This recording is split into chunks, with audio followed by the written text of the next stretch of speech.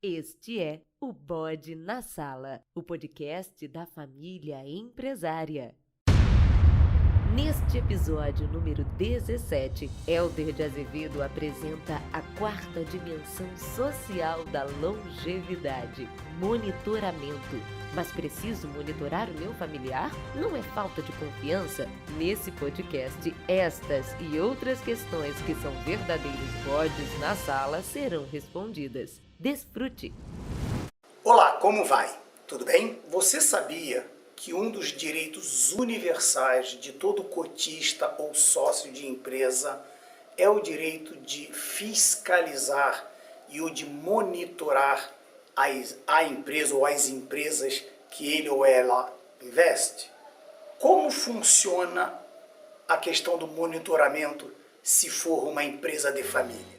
Ao contrário do que se acredita e que foi teorizado por Jensen Macklin no famoso artigo de 1977 sobre a teoria da agência na firma, as empresas familiares, na verdade, necessitam até de mais monitoramento do que aquelas listadas em bolsa de valores. Um dos principais motivos associados a este achado acadêmico, desta necessidade de monitoramento, tem relação direta com o altruísmo dos pais que, ao protegerem seus filhos e, portanto, sucessores, acabam por minar o monitoramento quando este seu sucessor chega na empresa. Por outro lado, o agente familiar na gestão da empresa tende a rejeitar o monitoramento. E, nesse sentido, cria-se aí um cenário ideal para que decisões equivocadas sejam tomadas sem o conhecimento e sem a visibilidade dos sócios e cotistas, que acabam por afastar a empresa de sua busca pela perenidade. A academia também já demonstrou que empresas familiares que adotam mecanismos de monitoramento profissionais entregam melhores resultados e perduram mais do que aquelas nas quais os seus donos, proprietários, filhos, sucessores conduzem sem nenhum monitoramento por parte dos seus sócios. Mas ao monitorar, você imagina que você está, na verdade, desconfiando de quem está na posse da condução da empresa? De forma alguma, de forma alguma.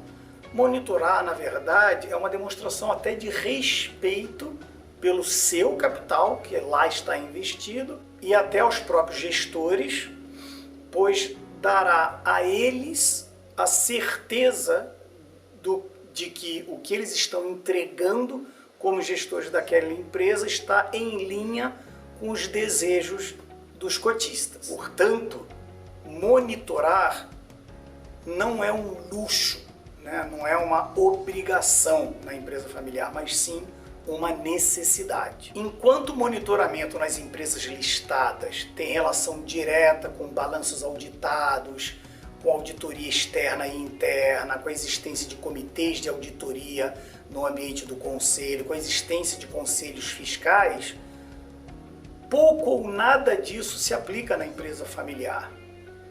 Mas, não obstante, o monitoramento continua sendo uma necessidade. Então, quais as principais características ou considerações que sócios cotistas devem ter ao elaborar e conduzir um monitoramento de suas empresas? Do ponto de vista da estrutura de governança, se a sua empresa já tem um conselho consultivo estabelecido, é muito importante a presença de conselheiros externos. Já está demonstrado que a presença de conselheiros externos aumenta, intensifica a capacidade de monitoramento da sociedade por parte deste importante órgão da governança. E do ponto de vista da estrutura societária, existem dois aspectos fundamentais que precisam ser debatidos entre os irmãos, primos, sócios dessa empresa e documentado. O primeiro aspecto que precisa ser estruturado entre os sócios é a questão do conflito de interesse. Do que se trata o conflito de interesse? É quando, numa determinada decisão de acionistas, de cotistas, enfim, um ou alguns destes cotistas possam ter o interesse muito claro em relação àquela abordagem. Por exemplo, o preço da venda da parcela daquela pessoa que quer sair da sociedade. Então, o voto, se o restante dos sócios deve comprar ou não aquela parte, não faz sentido que aquela pessoa faça parte desta decisão, porque há um claro conflito de interesse. Ou se essa pessoa, por exemplo, também é sócia de uma outra empresa que quer adquirir a sua empresa.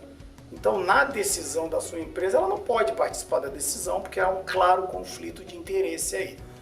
Então, é muito importante que isso esteja delineado entre os sócios, quais são as condições que determinam um potencial conflito de interesse, e neste caso a recomendação é que a parte que tenha esse conflito de interesse se ausente desta decisão. O segundo ponto é o que nós denominamos TPR, ou transações entre partes relacionadas. Aqui é aquele famoso exemplo de contratarmos os serviços de transporte, por exemplo, de uma empresa de um dos sócios, de contratar os serviços da gráfica do outro sócio, de contratar os serviços de alimentação do outro sócio, né? Então, essa relação, ela pode ser prejudicial à empresa, porque eventualmente a empresa está adquirindo produtos ou serviços não necessariamente do nível de qualidade adequado, e talvez por preços mais caros, prejudicando assim a empresa, ao invés de protegê-la. Então é muito importante que os acionistas conversem, debatam sobre isso e documentem, seja no ambiente do acordo de acionistas ou até num termo de reunião que todos assinem, para que esses tópicos sejam adequadamente tratados e observados. Para conhecer um pouco mais sobre monitoramento e sobre as outras ferramentas da metodologia do Instituto, visite o nosso site e siga-nos na rede social de sua preferência. Uma ótima jornada, seguimos juntos e até breve!